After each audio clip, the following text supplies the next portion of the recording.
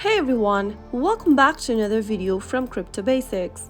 In today's video, I'm going to show you how to sign up for Bitski wallet. To get started with Bitski, the first thing you'll need to do is to download the Bitski wallet application on a mobile device. Once you've got the application, launch it open. The first interface of Bitski will look like this. To get started and create a new wallet, tap on the Create Wallet button at the bottom right hand corner. It'll then take you to this page where you'll need to create a new username, enter your email, create a password.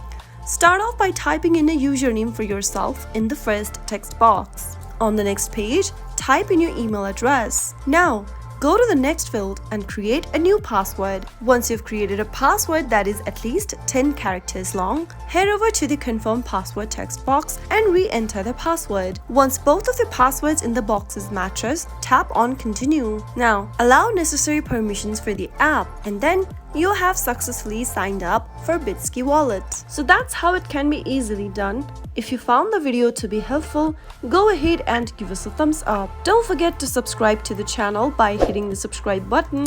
Also press the bell icon so that you'll never miss another upcoming upload from us. I'll see you soon on the next episode. Goodbye till then.